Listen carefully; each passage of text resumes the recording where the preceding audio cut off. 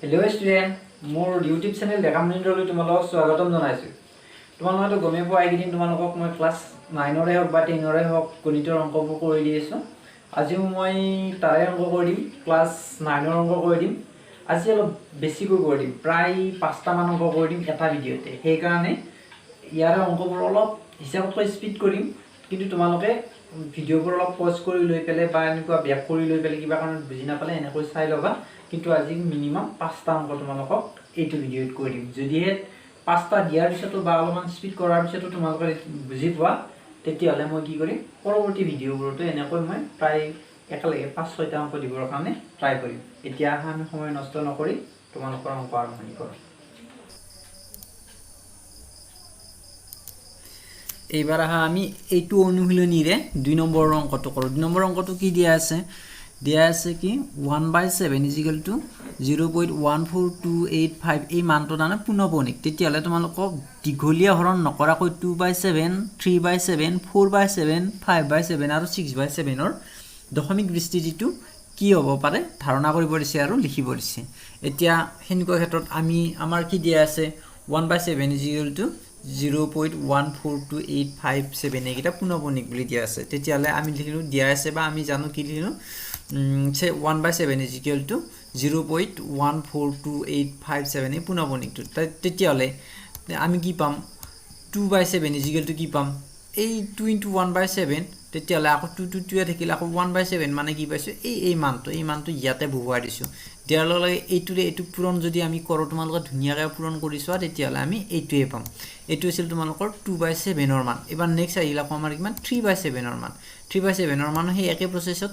3 * 1/7 আকৌ 3 আকৌ 1/7 মানে এইখিনি আছে, এইখিনি মান ইয়াতে বহুৱাই দিছো। দিয়াৰ লগে লগে পূৰণ কৰি দিছো। এতিয়া 3 ৰে যদি আমি এইখিনি পূৰণ কৰি দিও কি পাম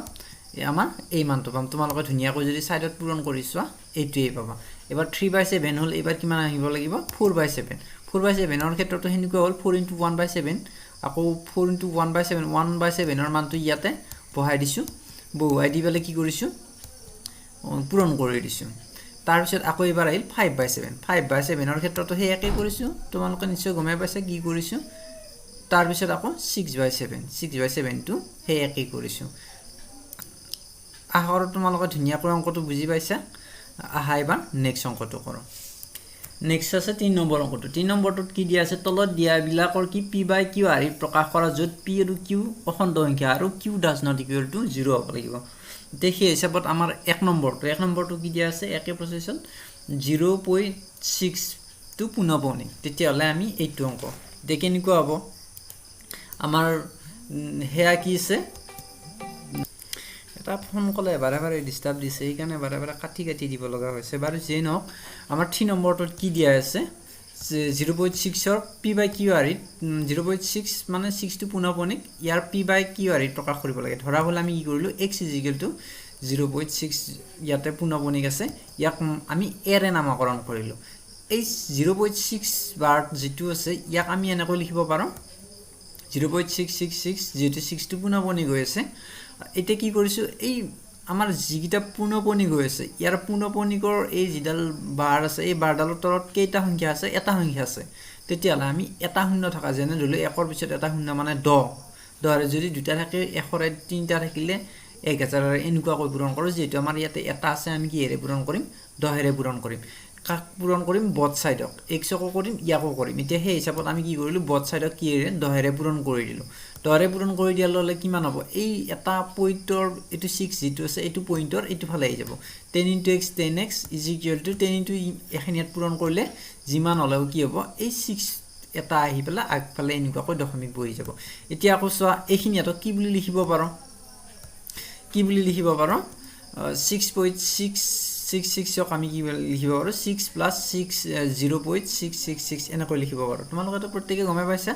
এটো আমি তোমালোকে যদি ভাঙি দিয়া বা অলমান যদি বহলা লিখা তেতিয়ালে এনেকৈ হ'ব। এতিয়া এইখিনিত মানে আমি আকৌ কি পাইছো 0.6 ৰ পৰা এইখিনিত আকৌ আমি কি পাইছো এইখিনি মানে আকৌ এইটো ওপৰৰটো আকৌ এই ওপৰৰটো মানে কি উল্টা ফালে গলে আমাৰ কিমান হ'ব x এই 0.6 বাৰ যেটো আছিল এটো মানে x কাৰ সহায়ত পাইছো এটো এৰ সহায়ত। কাৰণ এত কিমান আছে 0.6 মানে আমাৰ কি আছে x আছে এটা x টো এটো ফালে যদি পার কৰি নিও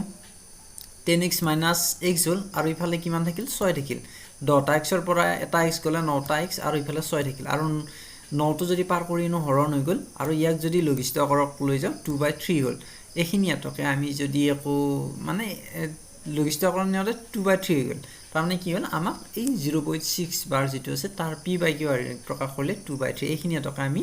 ধুনিয়াকৈ লিখি দিছো অৰ্থাৎ 0.6 ৰ মানে যত বাৰ আছে পুনঃপনিক আছে তাক p/q প্ৰকাশ কৰিলে আমি পাও 2/3 এইটো আছিল তোমালোকৰ কি বুলি কয় এবাৰ আহা আমি 3 ৰ 2 নম্বৰটো কৰো আহা কৰিছো বেছি স্পিড হোৱা নাই তোমালোকে ৰাখি চাই যাবা এটা ফোন কলে ডিস্টাৰ্ব দিছে এই কাৰণে অলপ অসুবিধাৰ দৰে হৈছে বাৰু যেই নক তোমালোকে স্পিড হোৱা যেন পালে পজ কৰি চাই লবা এবাৰ আহা 3.3 ৰে 2 নম্বৰ অংকটো 3 2 নম্বৰ অংকটো কি দিয়া আছে আমাৰ কিমানৰ মান লবা লাগে এবাৰ আকৌ কি আছে জানানে এই 0. মানে 477 টোৱে পুনঃপনিক চাৰিটো নহয় তেতিয়ালে এনেকুৱা ক্ষেত্ৰত আমি চাম এই ইয়াতে 7 ৰ ইয়াৰে হেৰিৰ আগত কেইটা সংখ্যা আছে এইটো চাম আমাৰ এটা সংখ্যা আছে তেতিয়ালে আমি 10 ৰে পূৰণ কৰিলম এই পুনঃপনিকটো বাদ দি পেলে এইটো ফালে আৰু কেইটা আছে এটা আছে ইয়াক 10 ৰে পূৰণ কৰিলে প্ৰথমতে এইটো ভাঙি লৈছো বাৰু ভাঙি লৈ পেলে দুই ফালে 10 ৰে পূৰণ কৰি দিছো পূৰণ কৰি দি পেলে কি এৰে নাম কৰিছো এৰে নামকৰণ কৰিছো 10 ৰে x ক 10x হল আৰু এইটো পূৰণ কৰিলে দশমিকটো আগবাঢ়ি গৈ 4 কাষত বহিব এখিনি তোমালোকে প্ৰত্যেককে জানাই এখিনি বহুত সৰুতে পোৱা যায় তথাপিতো আৰু কৈছো যে ইয়াতে 10 ৰে পূৰণ কৰোতে এই 4 দশমিকটো ইয়ালৈকে গৈছিল এবাৰ আকৌ কি আছে পুনঃপনিক কি আছে 7 আছে 7 মানে কেইটা বেলেগ বেলেগ সংখ্যা আছে এটাই আছে সেই কাৰণে আমি কি কৰিম আৰু ইয়াতে আৰু এটা শূন্য যোগ কৰি দিম মানে 10 আছিল এবাৰ 1 ৰে পূৰণ কৰি দিছো বথ সাইডক মানে বথ সাইডক মানে আগতে 10 পূৰণ কৰিছিল আকৌ নতুন 10 ৰে পূৰণ কৰি দিলো দিয়াৰ লগে লগে তোমালোকৰ এইটো হৈ যাব এই 7 টো পাৰ হৈ যাব ইয়াতে এটা দশমিক হৈ যাব এইটো সমীকৰণৰ নাম দিলো b এতিয়া b মানে পালো 47.777 আৰু a মানে পালো 4.777 এতিয়া এই b ৰ পৰা a বিয়োগ কৰি দিও b ৰ পৰা a বিয়োগ কৰি দিলে কিমান হ'ব ইয়াৰে 11 সাইড মাইনাস ইয়াৰে 11 সাইড নহয় ইয়াৰে ইয়াৰে 11 সাইড মাইনাস ইয়াৰে 11 সাইড আৰু ইয়াৰে ৰাইট হ্যান্ড সাইড মাইনাস ইয়াৰে ৰাইট হ্যান্ড সাইড তাকে কৰিছো